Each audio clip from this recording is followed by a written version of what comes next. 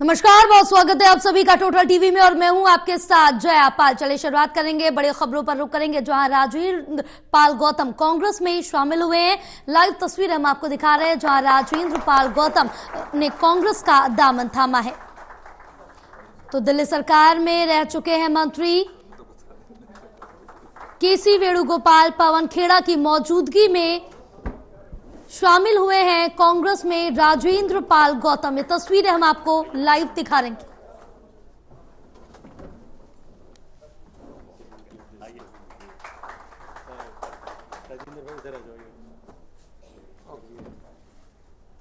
तो आपको बताते चले कि दिल्ली विधानसभा चुनाव से पहले कांग्रेस का जो कुनबा है वो बढ़ता हुआ साफ तौर से नजर आ रहा है। दिल्ली सरकार में मंत्री रह चुके हैं राजेंद्र पाल गौतम। अब एक बड़े झटके के तौर पर आम आदमी पार्टी के लिए देखा जा रहा है क्योंकि अब कांग्रेस का दामन थाम लिया है राजेंद्र पाल गौतम ने। आदरणीय श्री राजेंद्र पाल गौतम जी से आग्रह करूंगा कि वो अपने भी विचार रखें और उससे पहले, क्योंकि हम थोड़ी जल्दबाजी में कार्यक्रम को शुरू कर रहे थे तो मैं स्वागत नहीं कर पाया हमारे पीसीसी प्रेसिडेंट श्री देवेंद्र यादव जी का, हमारे बहुत वरिष्ठ नेता के राजू जी का, हमारे एक और वरिष्ठ साथी राजेश लिलोठिया जी का। सबका स्वागत करते हुए अब मैं राजेंद्र पाल गौतम जी से आग्रह करूंगा कि वो अपने विचार संक्षिप्त में रखें।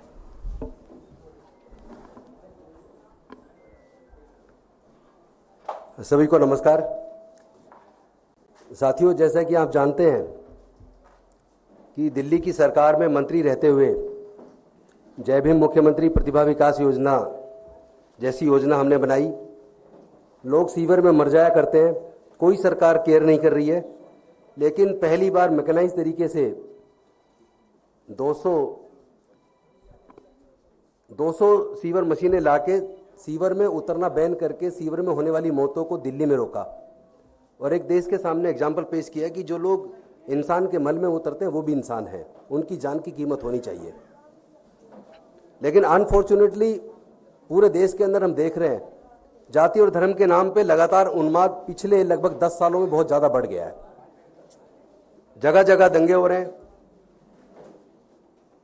और दलित लोगों के साथ, विशेष रूप से अनुसूचित जाति, जनजाति, पिछड़े वर्ग और माइनॉरिटीज के साथ चुन चुन के उनका जाति धर्म देख के जो उत्पीड़न किया जा रहा है, ऐसे में जो राहुल जी ने एक नारा दिया भारत जोड़ो यात्रा के तहत कि मैं नफरत के बाजार में मोहब्बत की दुकान खोलने आया हूं, उस नारे ने दिल को छू लिया। और उन्होंने जो कहा कि संविधान की रक्षा करनी है और देश में सामाजिक न्याय को आगे बढ़ाते हुए सभी वर्गों को उनके जनसंख्या के हिसाब से हिस्सेदारी भागीदारी मिलनी चाहिए, उस बात ने प्रेरित किया कि इसी बात की तो लड़ाई फूले, साहू अम्बेडकर, पेरियार, डॉक्टर बाबा साहब अम्बेडकर जी ने लड़ी है पूरे जीवन। और मैं खुद 56 साल का हूं, लेकिन 43 साल की उम्र, 43 साल टोटल मेरे इस मिशन मूवमेंट में सामाजिक न्याय के इस आंदोलन में लगे हैं। और मुझे आज याद आ रहा है कि अरविंद केजरीवाल जी जब एक गाना गाया करते थे और वो गाना आपको सबको याद होगा, इंसान से इंसान का हो भाईचारा, यही पैगाम हमारा। लेकिन उस गाने की एक लाइन है जिसे वो नहीं गाते थे, वो लाइन है, नए जगत में हुआ पुराना ऊंच नीच का किस्सा, सबको मिले मेहनत के मुताबिक अपना अपना हिस्सा। अगर वो हिस्सा नहीं मिलेगा तो कहीं ना कहीं हम धोखा दे रहे हैं। और इसीलिए मुझे पहले मेरा संघर्ष इस बात के लिए हमेशा रहा, आम आदमी पार्टी में रहते हुए भी, कि सबको उनकी मेहनत के मुताबिक जिम्मेदारी हिस्सा मिलना चाहिए, मान सम्मान होना चाहिए सबका। उन्होंने जो मुझे मौका दिया 2 बार विधायक लड़ने का और बहुत बड़े मार्जिन से 2 बार जीत हुई, मंत्री बनने का मौका दिया, उसके लिए तो मैं उनका आभार व्यक्त करता हूं। लेकिन मेरी लड़ाई कहीं और है। सामाजिक न्याय के मुद्दे पर, जाति जनगणना के मुद्दे पर, हिस्सेदारी भागीदारी के मुद्दे पर कहीं ना कहीं आम आदमी पार्टी चुप्पी साध लेती है। और विशेष रूप से अनुसूचित जाति, जनजाति, पिछड़े वर्ग में माइनॉरिटीज के लीडर्स के साथ अगर कोई बात होती है तो वो चुप्पी साध लेते हैं। ये बात कहीं ना कहीं दिल को लगती है, ठेस लगती है। और हमने कोशिश की पार्टी में रहते हुए कि सामाजिक न्याय पे आप लोग आइए, और आप सामाजिक न्याय पे नहीं आएंगे तो फिर कैसे हमारा विचार नहीं मिलेगा। इसी वजह से अल्टीमेटली दुखी मन से कि भाई यहाँ से सामाजिक न्याय की लड़ाई आगे बढ़ाना मुश्किल है। और मेरी लड़ाई कोई एमएलए, एमपी, मंत्री बनने की नहीं है, कभी नहीं रही। जिस चीज़ की लड़ाई, अगर वो लड़ाई वहाँ जाके वहाँ रह के नहीं लड़ सकता तो अननेसेसरी मैं उनको दुखी करूँ या वो मुझे दुखी करूँ, उसकी ज़रूरत क्या है। वो अपना जो उनका अपना क्षेत्र उस पर काम करें, और मैं अपनी सामाजिक न्याय की लड़ाई जहां से आगे बढ़ती देखेगी वहां मुझे जाना चाहिए। और आज मुझे लगा कि चूंकि जो हमारे कांग्रेस के राष्ट्रीय अध्यक्ष हैं खड़गे जी, उनका खुद का जीवन संघर्ष से भरा रहा है और राहुल गांधी जी का पूरे परिवार का जीवन संघर्ष से भरा रहा है, और वो आज अगर सामाजिक न्याय की बात कर रहे हैं, संविधान की रक्षा की बात कर रहे हैं, अगर वो हिस्सेदारी भागीदारी की बात कर रहे हैं कि सभी क्षेत्रों में हिस्सेदारी भागीदारी होनी चाहिए और वो मैं करके रहूंगा। उन्होंने यहां तक कहा कि ये मेरा राजनीतिक मिशन नहीं है, मेरे जीवन का मिशन है।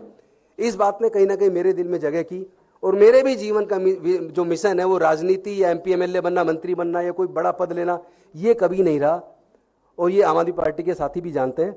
तो मैं अपने सामाजिक न्याय की लड़ाई को आगे बढ़ाने के लिए आज कांग्रेस को ज्वाइन किया और उन्होंने मुझे बड़े सम्मानपूर्वक ज्वाइन कराया। मैं KC वेणुगोपाल जी जो राष्ट्रीय महासचिव है उनका भी धन्यवाद करता हूँ, मुख्य प्रवक्ता पवन खेड़ा जी का भी धन्यवाद करता हूँ, राजू जी का भी धन्यवाद करता हूँ, चूँकि SC OBC माइनॉरिटी मोर्चा पूरे देश का देख रहे हैं और SC ST के मोर्चे को राजेश लिलोटी देख रहे हैं, उनका भी मैं धन्यवाद करता हूँ। दिल्ली के अध्यक्ष देवेंद्र यादव जी, उनका भी धन्यवाद करता हूँ। विशेष धन्यवाद करता हूँ मैं डॉक्टर अनिल जैन जी का, जो मेरे संघर्ष के पुराने साथी हैं।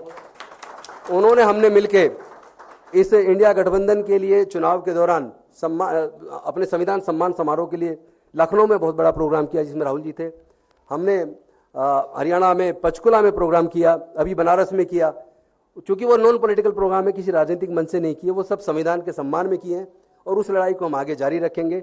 मैं आप सब साथियों का धन्यवाद करता हूँ। भारद्वाज जी भी साथ बैठे हैं, उनका भी मैं धन्यवाद करता हूँ। हम लोग तो कॉलेज के बड़े पुराने साथी हैं। भारद्वाज जी, हम जब ये यूनिवर्सिटी का चुनाव लड़ते, मैं भी LLM का प्रेसिडेंट रहा उस दौरान। राजेश लिलोटे जी मेरे बड़े पुराने साथी हैं। चूँकि 24 सितंबर 2002 को समता सैनिक दल का स्थापना दिवस था और उस दिन हमने जब leader of opposition Sonia Gandhi ji थी, उनको मुख्य अतिथि के तौर पर बुलाया था। मंच संचालन मैंने खुद किया था। तो तब से मैं क्लोजली वॉच कर रहा हूँ अपने इन साथियों को और मुझे लगता है कि हम लोग मिलके पूरे देश में सामाजिक न्याय की लड़ाई को और मानवता की इस लड़ाई को, इंसानियत की लड़ाई को, जिसमें जाति और धर्म के लिए कोई स्थान ना हो, एनिहिलेशन ऑफ कास्ट जो बाबा साहब ने लिखी थी, मुझे लगता है उसको पूरा करने का समय आ गया है। बहुत बहुत धन्यवाद, शुक्रिया। धन्यवाद राजेंद्र जी। परिचय के दौरान, स्वागत के दौरान मैं भूल गया हमारे साथी अनिल भारद्वाज जी को, हमारे साथी अनिल जैन जी को और हमारी नई सेक्रेटरी सुभाषिनी जी को। सुभाषिनी जी यादव जी बैठी है, उनका भी धन्यवाद। मैं आज आपसे लगातार मुलाकात होगी, 1 बजे भी होगी, 2:30 बजे भी होगी, तो फिर सवाल जवाब बाद में रखेंगे। सर, एक तरफ हरियाणा में आप लोग आम आदमी पार्टी के साथ अलायंस की बात कर रहे हैं, खैर बधाई हो, दिल्ली में फाइनली कांग्रेस का खाता खुला, एक MLA आपको मिला है, लेकिन हरियाणा में एक तरफ आम आदमी पार्टी से गठबंधन की बात चल रही है। आम आदमी पार्टी ऑलरेडी इंडिया अलायंस में शामिल है। ऐसे में क्या इस पर गठबंधन में कोई खटास नहीं आएगी? आप उनके एक विधायक को अपनी कांग्रेस पार्टी और देश की अन्य पार्टियों में एक फर्क है, हम हमारी प्रक्रियाएं जो कमरे के भीतर चल रही होती हैं वो भी आपसे साझा कर देते हैं, शायद अब वो नहीं करनी चाहिए। तो वो प्रक्रियाएं हैं, चर्चा चलती रहती है। अब चर्चा के ऊपर आप सवाल पूछो, फिर सवाल पे फिर चर्चा हो, फिर उस चर्चा पे फिर सवाल हो, तो ये तो सिलसिला चलता रहेगा। तो जब निष्कर्ष पे किसी भी निर्णय पे पहुंचेंगे तब आपसे फिर मुलाकात करेंगे। सर, गौतम जी, आपसे सवाल है कि आपने एक बात कही कि आप सामाजिक न्याय की लड़ाई को आगे लेके जाना चाहते हैं। क्या आम आदमी पार्टी सामाजिक न्याय की लड़ाई को लेकर आगे नहीं जा रही थी? क्या अरविंद केजरीवाल गंभीर नहीं है सामाजिक न्याय को लेकर? देखिए, अगर होते तो जो 450 के करीब उन्होंने CM fellow, dark fellow, adviser वो सब रखे।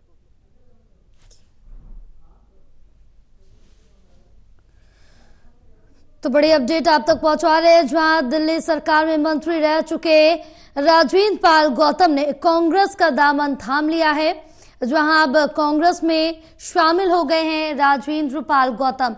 तो आपको बताते चले, जहां कांग्रेस का दामन थाम चुके हैं राजेंद्र पाल गौतम, KC वेणुगोपाल, पवन खेड़ा की मौजूदगी में राजेंद्र पाल गौतम ने कांग्रेस का दामन थामा है और दिल्ली सरकार में मंत्री भी रह चुके हैं राजेंद्र पाल गौतम, जिसके बाद अब कांग्रेस में शामिल हो गए। कहीं ना कहीं दिल्ली विधानसभा चुनाव से पहले अब कांग्रेस का जो कुनबा है बढ़ता हुआ साफ तौर से नजर आ रहा है, लेकिन राजेंद्र पाल गौतम का कांग्रेस में शामिल होना आम आदमी पार्टी के लिए बड़े झटके के तौर पर देखा जा रहा है।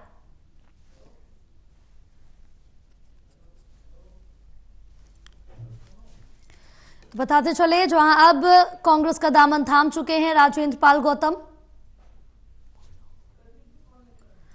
हमारे साथ एसोसिएट एडिटर प्रदीप कुमार जुड़े हुए हैं और ज्यादा जानकारी लेंगे। प्रदीप, किस तरह से देखते हैं और क्या मायने हैं राजवेंद्र पाल गौतम, क्योंकि अब कांग्रेस का दामन थाम चुके हैं। दिल्ली विधानसभा चुनाव से पहले आम आदमी पार्टी के लिए बड़ा झटका है, लेकिन कांग्रेस का कुनबा बढ़ रहा है।